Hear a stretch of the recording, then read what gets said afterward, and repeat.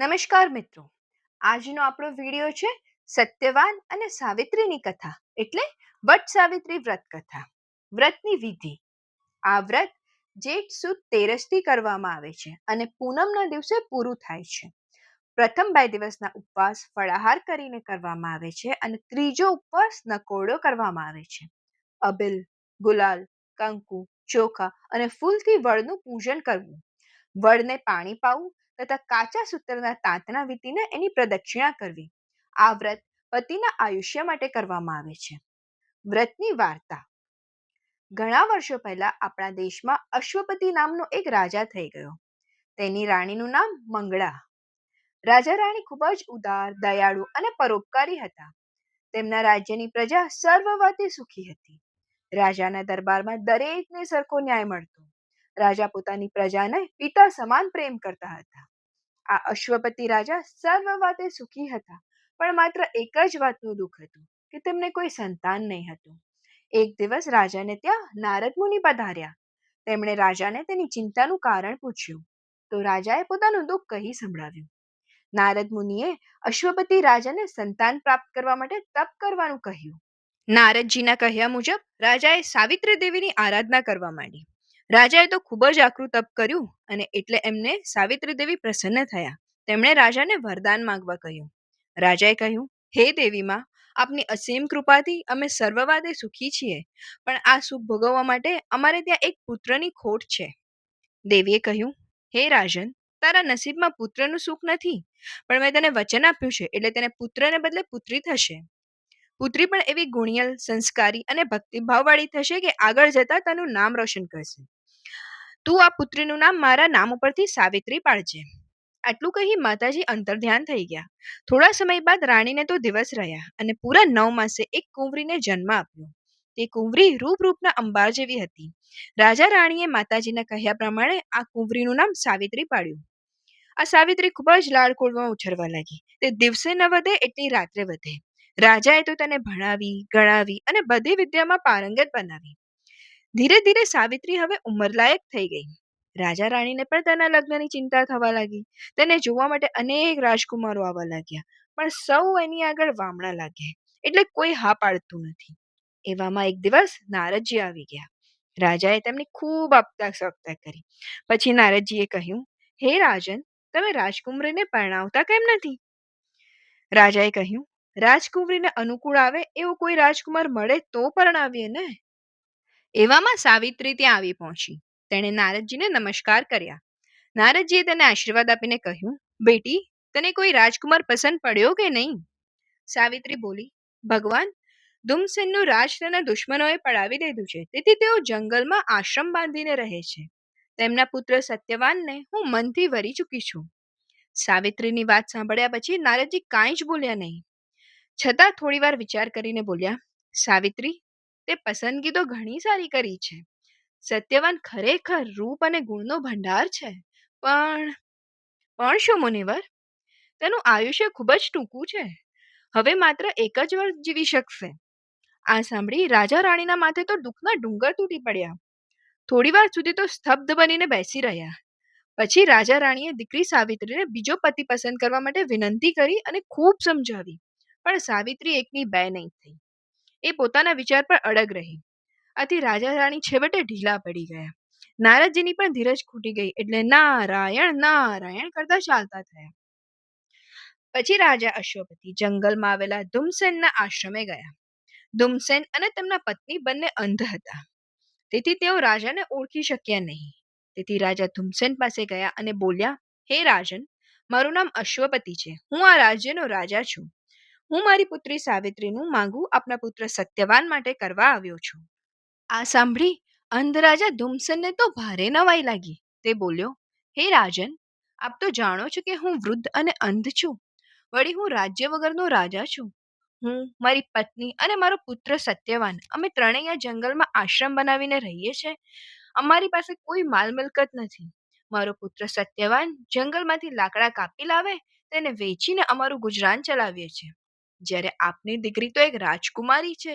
તે નાનપણથી જ રાજમહેલમાં મોટી થઈ છે. તેણે કદી આવા દુઃખો નહીં વેઠ્યા હોય અને હાથે કરીને આવા જંગલના દુઃખો વેઠવા શા માટે તૈયાર થાય છે? મહારાજ, સાવિત્રી પોતે જ તમારા પુત્રને પરણવા તૈયાર થઈ છે, તો પછી આપને શું વાંધો છે? ના ના, મને તો કોઈ વાંધો નથી, પણ હજી સાવિત્રી નાદાન છે. તે પોતાના ભવિષ્યનું લાંબુ વિચારી શકતી નથી, માટે આપણે તેને સમજાવવી જોઈએ. પરંતુ રાજન, સાવિત્રી તેની વાતમાં અડગ છે. તે સત્યવાન સિવાય બીજા કોઈ પણ પુરુષને પરણવા નથી ઈચ્છતી. અરે રે રે, જેવી હરિની ઈચ્છા. મને તો સાવિત્રી જેવી પુત્રવધુ મળે તે તો ખૂબ હરખની વાત છે. હું ખુશીથી મારા પુત્ર સત્યવાનને આપની પુત્રી સાથે પરણાવીશ. અને તે ખૂબ હરખાઈ ગયા. થોડા દિવસ બાદ શુભ મુહૂર્ત જોઈ અશ્વપતિ રાજાએ પોતાની પુત્રી સાવિત્રીને સત્યવાન સાથે ધામધૂમથી પરણાવી. રાજા રાણી ઉપરથી બહુ ખુશ દેખાતા, પણ અંદરથી બહુ ચિંતિત હતા. રાજાએ પોતાની દીકરી સાવિત્રીને કન્યાદાનમાં ખૂબ જ ચીજવસ્તુ અને પુષ્કળ ધન આપ્યું. આ આશ્રમમાં સત્યવાન અને સાવિત્રી ખૂબ જ આનંદમાં પોતાના દિવસ પસાર કરવા લાગ્યા.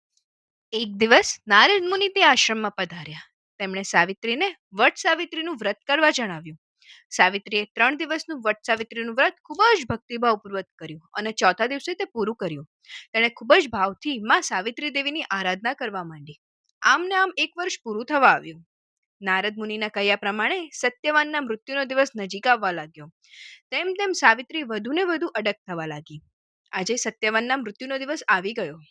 એ દિવસે સાવિત્રીએ સાવિત્રી દેવીનું ધ્યાન ધર્યું. સવારની પહોરમાં જ સત્યવાન લાકડા કાપવા જંગલની તૈયારી કરવા લાગ્યો. સાવિત્રીની ઈચ્છા હતી કે આખો દિવસ તે પોતાના સ્વામી સાથે રહે. તેથી તેણે સત્યવાન સાથે જંગલમાં જવાની ઈચ્છા વ્યક્ત કરી. સત્યવાન પોતાની સાથે સાવિત્રીને પણ જંગલમાં લઈ ગયો. સત્યવાન અને સાવિત્રી બંને વાતો કરતા કરતા જંગલમાં એક સૂકા ઝાડના ઠૂઠા પાસે આવીને ઊભા રહ્યા. સત્યવાને તે ઝાડ ઉપર કુહાડીનો ઘા મારવા ગયો કે અચાનક જ તેના પેટમાં ભારે દુખાવો થવા લાગ્યો અને તે જમીન પર ઢળી પડ્યો અને બેભાન થઈ ગયો. સાવિત્રી પોતાના સ્વામીનું માથું ખોળામાં લઈ કપાળે હાથ ફેરવવા લાગી. એવામાં એક ભયંકર કાળા રંગવાળો તેજસ્વી વિશાળ આકૃતિવાળો પુરુષ આવીને ઊભો રહ્યો. સાવિત્રી તેને જોઈને સહેજ પણ ડરી નહીં. ઉલટાનું સાવિત્રીએ તેમને પૂછ્યું, તમે કોણ છો? અહીં કેમ ઊભા છો? હું યમરાજ છું. તારા પતિનો જીવ લેવા આવ્યો છું. સાવિત્રી બોલી, સાંભળ્યું છે કે મૃત્યુલોકના માનવીનો જીવ લેવા માટે આપણા દૂતો આવે છે. પછી આપ જાતે કેમ આવ્યા? યમરાજ બોલ્યા, સત્યવાન સાચો અને સદાચારી પુરુષ છે, એટલે એના જીવને લઈ જવો એ મારા દૂતનું કામ નથી. આવા પવિત્ર પુરુષને લેવા હું પોતે જ આવું છું. આમ કહી યમરાજાએ સત્યવાનના પ્રાણ હરી લીધા અને ચાલવા લાગ્યા. સાવિત્રી પોતાના પતિના મૃતદેહને ઝાડ નીચે મૂકી દુઃખી હૃદયે વિલાપ કરતી કરતી યમરાજાની પાછળ ચાલવા લાગી. સાવિત્રીને પાછળ આવતી જોઈ યમરાજ બોલ્યા, હે બેટી, હવે પાછળ આવવું નકામું છે, કારણ કે અહીં માનવીની હદ પૂરી થાય છે. તું પાછી જા. વિધિના લેખ મિથ્યા થતા નથી, માટે હવે તારો શોક કરવો નકામો છે. હે યમરાજ, મારી શ્રદ્ધા અને સંકલ્પ બંને અડગ છે. હું મારા પતિની સાથે જ રહીશ. 7 ડગલા ચાલનારને તો મિત્રનો અધિકાર મળે છે. હું તો આપની સાથે ઘણા ડગલા ચાલી છું, એટલે આપ મારા મિત્ર બન્યા છો. મારો પ્રતિવ્રતા ધમ પાડતા આપ મને કઈ રીતે રોકી શકશો? આ સાંભળી યમરાજ પ્રસન્ન થયા. તેઓ બોલ્યા, બેટી, તારા મધુર અને સત્ય વચનથી હું પ્રસન્ન થયો છું. તારા પતિના જીવન સિવાય ગમે તે વરદાન માંગવું હોય તે માંગ. મારા સસરાનો અંધાપો દૂર થાય અને તમને સૂર્ય જેવી તેજસ્વી આંખો આપો. તથાસ્તુ, પણ હવે પાછી વળ. હે યમરાજ, હવે મારા માટે પાછું ફરવું અશક્ય છે. જ્યાં મારા પતિ, ત્યાં હું. એ જ નારીનો સાચો ધર્મ છે. વળી સત્પુરુષોનો સત્સંગ કદી નકામો નથી જતો. તો પછી શું તમારો સત્સંગ નકામો જશે? યમરાજા પ્રસન્ન થઈને બોલ્યા, બેટી, તે મને ધર્મ વિશે સાચી સમજ આપી છે. તારી ચાલાકીથી હું ખુશ થયો છું. તું તારા પતિના પ્રાણ સિવાય ગમે તે માંગવું હોય તે માંગ. સાવિત્રી બોલી, હે યમરાજા, મારા સસરાનું છીનવાઈ ગયેલું રાજ્ય પાછું અપાવો. મારા સ્વામી આપના ધર્મના લીધે મારો ત્યાગ ન કરે એવું વરદાન આપો. તથાસ્તુ, પણ હવે તું પાછી વળ. સાવિત્રી બોલી, હે યમરાજ, આપ તો સૌને નિયમમાં રાખો છો, તો મને શા માટે નિયમ વિરુદ્ધ જવાનું કહો છો? શું મારા પતિ સાથે આવવાનો મારો નિયમ નથી? સાવિત્રી, તારી તર્ક બુદ્ધિ વાણીએ તો મને વચનથી બાંધી લીધો છે, માટે તારા પતિના જીવન સિવાય ગમે તે માગી લે. યમરાજ, મારા પિતાને એક પણ પુત્ર નથી, માટે તેમને 100 પુત્રો થાય અને તેમનો વંશ ચાલુ રહે તેવું વરદાન આપો. તથાસ્તુ કહી યમરાજ આગળ ચાલ્યા. એટલે સાવિત્રી ફરી તેમની પાછળ પાછળ ચાલવા લાગી. યમરાજ બોલ્યા, સાવિત્રી, હવે તું પાછી વળ. હે યમરાજ, મારા પતિ આપ જેવા સત્પુરો પાસે હોવાથી મને સહેજ પણ દુઃખ નથી થતું. સત્પુરુષોના હૃદય હંમેશા પવિત્ર હોય છે. તેથી જ બધા માણસો સંતોનો વિશ્વાસ કરે છે. હું પણ આમના વિશ્વાસે જ ચાલી રહી છું. યમરાજા કહે, હે સાવિત્રી, તારા વચનોથી હું ઘણો જ ખુશ થયો છું. માટે તું તારા પતિના જીવન સિવાય જે જોઈએ તે વરદાન માંગ. હવે તું ઘણી જ દૂર સુધી આવી ગઈ છે, માટે પાછી જા. હે યમરાજા, મને 100 બળવાન પુત્રો થાય તેવું વરદાન આપો. તથાસ્તુ, તારી ઈચ્છા પૂર્ણ થશે. હવે તું એકેય ડગલું આગળ ભર્યા વિના પાછી જા, કારણ હવે તું આગળ આવી શકે તેમ નથી. સાવિત્રી બોલી, હે યમરાજ, આપે મને 100 પુત્ર થાય તેવું વરદાન તો આપ્યું, પણ મારા જેવી પતિવ્રતા સ્ત્રીને પતિ વગર પુત્રો કેવી રીતે થશે? સાવિત્રી, તે તો ખરેખર તારી બુદ્ધિ ચાતુર્ય અને તર્કયુક્ત વાણીથી મને હરાવ્યો છે. હું તારી ચતુરાઈથી ખુશ થયો છું. જા, તને તારો પતિ પાછો આપું છું અને એને 400 વર્ષનું આયુષ્ય પણ આપું છું. આમ કહી યમરાજા સાવિત્રીને આશીર્વાદ આપી ખાલી હાથે પાછા ગયા. સાવિત્રી જે વૃક્ષ નીચે પોતાના પતિનો દેહ પડ્યો હતો ત્યાં ગઈ અને તેમનું માથું પોતાના ખોળામાં લીધું કે તરત જ સત્યવાન આળસ મરડીને બેઠો થયો. સત્યવાનને જીવતો જોઈ સાવિત્રી ખુશ ખુશ થઈ ગઈ. સત્યવાને પોતાને સ્વપ્નમાં જોયેલી સઘળી હકીકત કહી સંભળાવી. સાવિત્રીએ પણ તેને સત્ય હકીકત કહી સંભળાવી. સાવિત્રીના કારણે જ આજે તેને જીવનદાન મળ્યું છે તે જાણી સત્યવાન પોતાની આવી પત્ની મળવા બદલ સાવિત્રી દેવીનો આભાર માનવા લાગ્યો. યમરાજાના વરદાનના પ્રતાપે સત્યવાનના પિતા ધૂમસેન દેખતા થયા. તેમને ગુમાવેલું રાજ્ય પાછું મેળવ્યું. સાવિત્રીના માતા પિતાને ત્યાં સમય જતા 100 બળવાન પુત્રોનો જન્મ થયો અને તે પોતે પણ 100 ગુણવાન બળવાન આયુષ્માન પુત્રોની માતા બની. આમ ફરીથી તેમના જીવનમાં આનંદ આનંદ થઈ ગયો. હે માં સાવિત્રી, તમે જેવા સાવિત્રીને ફળ્યા, સત્યવાનને ફળ્યા, તેવી તમારી કથા સાંભળનાર, વાંચનાર, વ્રત કરનાર સર્વને ફળજો. જય માં સાવિત્રી દેવી. જો તમને આ વિડીયો ગમ્યો હોય તો એને એક લાઈક જરૂર કરશો. અને જો આ ચેનલ પર પહેલીવાર આવ્યા હોય તો આવી જ 12 માસની પ્રાચીન વ્રત કથાઓ સાંભળવા માટે આ ચેનલને સબસ્ક્રાઇબ જરૂરથી કરશો. હર હર મહાદેવ.